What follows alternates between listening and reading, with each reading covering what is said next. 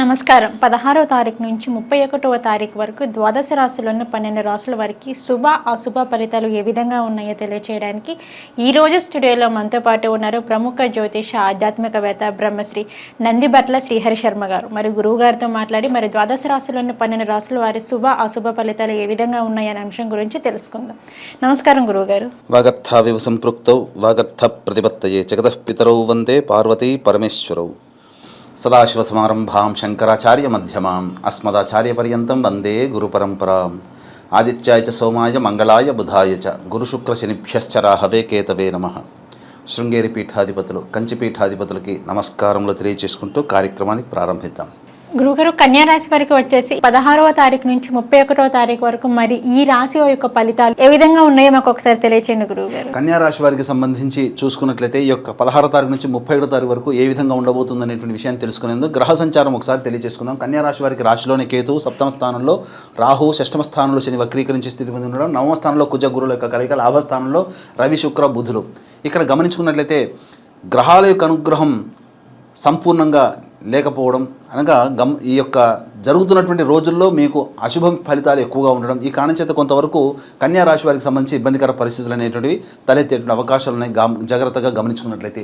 అయితే లాభస్థానంలో రవి శుక్ర బుధ యొక్క సంచారము, నవమ స్థానంలో కుజ గురుల యొక్క అనుగ్రహ ప్రభావం, దైవానుగ్రహం మీకు తోడై ఉన్నట్లు లెక్క. కాకపోతే ఎంత దైవానుగ్రహం ఉన్నప్పటికీ కూడాను వ్యక్తిగతమైనటువంటి ఆలోచన, వ్యక్తిగతమైనటువంటి నిర్ణయ శక్తి లేకపోవడం వలన వచ్చినటువంటి అవకాశాన్ని చేజార్చుకునే అవకాశాలు ఉంటాయి. కారణం ఏంటంటే ప్రధానంగా ఇబ్బందికర పరిస్థితులు ఎక్కువగా ఉన్నటువంటి కారణం, మానసికమైనటువంటి ప్రశాంతత లేకపోవడం కారణం చేత ఏది మంచో ఏదో చెడో తెలుసుకోలేనటువంటి పరిస్థితి, వచ్చినటువంటి అవకాశాన్ని సద్వినియోగం చేసుకోలేనటువంటి మానసిక దౌర్బల్యం అనేటువంటిది ఈ యొక్క కన్యా రాశి వారికి ఉండడం. ఈ కారణం చేత అన్నిటికంటే మనస్సు ప్రశాంతంగా ఉండడం గమనించుకోవాలి. స్థిరమైనటువంటి చిత్తవృత్తి ఉండాలి. చిన్నదానికి కూడా ఎక్కువగా కంగారు పడి వచ్చినటువంటి అవకాశాన్ని జారవిడ్చుకుంటారు. కాబట్టి జాగ్రత్తలు పాటించండి. అన్నిటికంటే మనస్సే ప్రధానమైంది కాబట్టి మనస్సుని కంట్రోల్ కనుక చేసుకున్నట్లయితే గ్రహాలు మీకు అనుకూలంగా సంపూర్ణంగా యోగాన్ని ఇచ్చేందుకు సిద్ధంగా ఉన్నాయి. అయితే ప్రధానంగా గమనించుకున్నట్లయితే షష్టమ స్థానంలో శని వక్రీకరించి ఉండడం, అలాగే గ్రహాలన్నీ కూడా యోగమే. ఇక్కడ శని, కుజ, గురు, రవి, శుక్ర మొత్తం దాదాపుగా 6 ప్లానెట్స్ మీకు అనుకూలంగా ఉన్నాయి. కానీ మనస్సు ప్రధానంగా చంచలంగా ఉండడం, ఈ కారణం చేత వచ్చిన అవకాశాన్ని సద్వినియోగపరచుకోలేరు.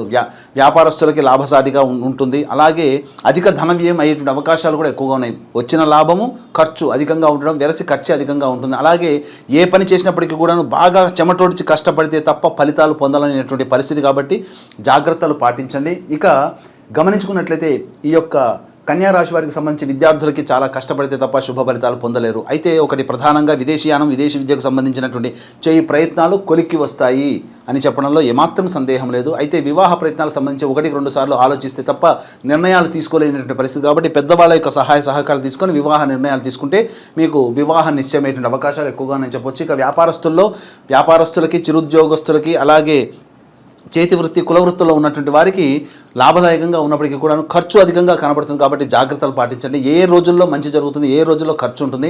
మంచి అంటే కేవలం డబ్బనే కాదండి, ఏ వ్యవస్థలో ఉంటారో, ఏ దాంట్లో మీరు నిలబడి ఉంటారో ఆ దానికి సంబంధించినటువంటి అధిక శుభ ఫలితాలు పొందుతారని చెప్పొచ్చు. ఇక 16వ తారీఖు రోజున ప్రధానంగా కుటుంబపరమైనటువంటి చిక్కులు కనబెట్టే అవకాశాలు ఉన్నాయి. కుటుంబ సభ్యులతో వాగ్వివాదాలు 16వ తారీఖు నాడు పెట్టుకోకండి. అధిక ధన వ్యయం అయ్యేటువంటి అవకాశాలు ఎక్కువగా ఉన్నాయని చెప్పొచ్చు. ఇక 17, 18 తారీఖుల్లో విశేష ధన ప్రాప్తి, అలాగే బంధుమిత్రుల సహాయ సహకారాలతో మీరు అనుకున్నటువంటి కార్యక్రమాలన్నీ కూడా పూర్తి చేసుకుంటారు. ముఖ్యంగా సహాయ సహకారాలు అందడం వల్ల మీకు ఆనందంగా ఈ యొక్క 17, 18 తారీఖుల్లో మీకు గడుస్తుందని చెప్పవచ్చు. ఇక 19, 20, 21 తారీఖుల్లో తల్లిగారి ఆరోగ్యం పట్ల జాగ్రత్తలు పాటించాలి. వాహనాన్ని నడిపేటప్పుడు జాగ్రత్తలు పాటించాలి. అనుకున్నటువంటి పనులు కొంత ఇబ్బందికరంగా మారినప్పటికీ కూడా మనస్సు అనేటువంటిది చంచలం కాకుండా, మనస్సు వికలం కాకుండా మొక్కవని ధైర్యంతో, ఆత్మవిశ్వాసంతో, ధైర్యంతో ఈ 19, 20, 21 తారీఖుల్లో మీరు ముందడుగు వేసినట్లయితే చాలా మంచి శుభ ఫలితాలు పొందుతారని చెప్పవచ్చు. ఇక 22, 23 తారీఖుల్లో ప్రధానంగా మానసికమైనటువంటి ప్రశాంతత లోపించడము, అలాగే ఏ పని ఎందు చేయాలన్నప్పటికీ కూడాను మనస్సు ప్రశాంతంగా లేకపోవడము, అన్నిటికంటే మించి ఎక్కువగా వృధా కాలయాపన జరగడం అనేటువంటిది యొక్క కన్యా రాశిలో జన్మించినటువంటి వారికి 22, 23 తారీఖుల్లో కనబడుతుంది. ఇక 24, 25 తారీఖుల్లో విశేష ధన ప్రాప్తి గోచరం అవుతుంది. అన్ని రుణాలు కూడా తీర్చుకునే అవకాశాలు కనబడుతున్నాయి. అలాగే మీరు ఏదైతే రుణం ఎదురు చూస్తున్నారో మీకు ఈ యొక్క రుణం కనుక శాంక్షన్ అయిందంటే మంచి జరుగుతుంది, లోన్ శాంక్షన్ అయితే మంచి జరుగుతుంది అనుకుంటారో ఆ విధంగా ఆకస్మికమైనటువంటి లోన్స్కి సంబంధించింది కావచ్చు, రుణాలకి సంబంధించింది కావచ్చు, ఇవన్నీ కూడా మీకు 24-20 తారీఖులో మంచి శుభవార్త వింటారని చెప్పవచ్చు. ఇక ప్రధానంగా 26-27 తారీఖులో కూడా విశేష ధనప్రాప్తి, ఇక రాని బాకీల వసూలు అనేటువంటి జరుగుతుంది. ఇప్పటివరకు డబ్బు ఇచ్చాము ఇక వీళ్ళ నుంచి డబ్బు రాదు అని ఆశ వదులుకున్నటువంటి సందర్భంలో 26-27 తారీఖులో మీకు విశేష ధనప్రాప్తి కనబడుతుంది. అయితే 28-29 తారీఖులో అధిక ధన వ్యయం అవకాశం ఎక్కువగా ఉంటుంది. మానసిక ప్రశాంతత లోపించడం, అలాగే ఏ పని యందు చేసినప్పటికీ ఆ పని యందు మీకు సంతృప్తినివ్వకపోవడం అనేటువంటి తద్వారా 28-29 తారీఖుల్లో చాలా వరకు అశుభ ఫలితాలు కలుగుతాయని చెప్పొచ్చు. ఇక 30-31 తారీఖుల్లో విశేషంగా మీకు దీనికి సంబంధించి సంతానంతో విరోధాలు, ఇబ్బందులు, సమస్యలు ఎదురయ్యేటువంటి అవకాశాలు ఉంటాయి. కాబట్టి జాగ్రత్తలు పాటించండి. ఏది ఏమైనప్పటికీ కూడా ఇక్కడ ప్రధానంగా ఈ యొక్క నూతన సంతానం కోసం ఎదురు చూసేటువంటి దంపతులు ఈ 30-31 తారీఖులో సంతానం సంబంధించినటువంటి నిర్ణయాలు వాయిదా వేసుకోవడమే గమనించుకోవాలి. ఇక ఏతావాత చెప్పొచ్చేదంటే 16, 28, 29 తారీఖులో మీకు గోచార రీత్యా అధిక ధన వ్యయం అయ్యే అవకాశం ఉంది. కాబట్టి ఈ 16, 28, 29 తారీఖుల్లో మీరు ఏదైతే డబ్బులు ఖర్చు పెట్టుకొని ఏదైనా వస్తువులు కానీ లేకపోతే ఏదైనా ధన వ్యయం అయ్యేటువంటి నిర్ణయాలు ఉంటాయో అవి వాయిదా వేసుకోండి. ఎందుకంటే 16, 28, 29 తారీఖులో ఆల్రెడీ మీకు ధన వ్యయం ఉన్నది. మళ్ళీ మీరు ప్లానింగ్ చేసుకున్నారనుకోండి, అది ధన వ్యయానికి అధిక ధన వ్యయం అవుతుందని చెప్పవచ్చు. కాబట్టి జాగ్రత్తలు పాటించండి. 19, 20, 21 తారీఖుల్లో వచ్చేటువంటి పనులలో వచ్చేటువంటి ఇబ్బందులకి మానసికంగా బెదిరిపోకండి, చక్కగా ధైర్యంగా ముందడుగు వేయండి. అలాగే 17, 18, 24, 25, 26, 27 తారీఖుల్లో మీకు విశేష ధనప్రాప్తి, ఆనందకరంగా గడిపేటువంటి రోజులు ఉన్నాయి. ఎంతటి వాడికైనప్పటికీ కూడా దైవానుగ్రహం తోడైతేనే అన్ని రకాల సమస్యల్ని పరిష్కరించుకోగలుగుతారు. కాబట్టి దీన్ని దృష్టిలో పెట్టుకొని శ్రీకాళహస్తి క్షేత్రంలో ఈ నెల 21 తారీఖు రోజున గురు పౌర్ణమి సందర్భంగా రాహుకేతు పూజ, అలాగే విద్యార్థుల కోసం సరస్వతి దక్షిణామూర్తి హోమాలు, మరియు విద్య, ఉద్యోగం, వివాహం, దాంపత్యం, సంతానం, అనారోగ్య సమస్యల నివారణకి 18 రకాల హోమాదులతో పాటు వృషభ, మిథున, కర్కాటక, సింహ, తుల, వృశ్చిక, మకర, కుంభమీన రాశిలో జన్మించినటువంటి వారికి శనిదోష పరిహారార్థమే శనీశ్వర హోమము, అఘోర పాశుపత మంత్ర హోమాదులు అనేటువంటివి ఈ యొక్క సంబంధించినటువంటి గురు పౌర్ణమి సందర్భంగా మధ్యాహ్నం 3 గంటలకి కార్యక్రమం ప్రారంభమవుతుంది. 3 గంటల లోపల ఈ యొక్క కార్యక్రమాన్ని గోతనామాదులు నమోదు చేసుకోవచ్చు. అలాగే మా పీఠం ఆధ్వర్యంలో కేవలం 1500 రూపాయలకి ఈ కార్యక్రమాలు జరిపించడం జరుగుతుంది.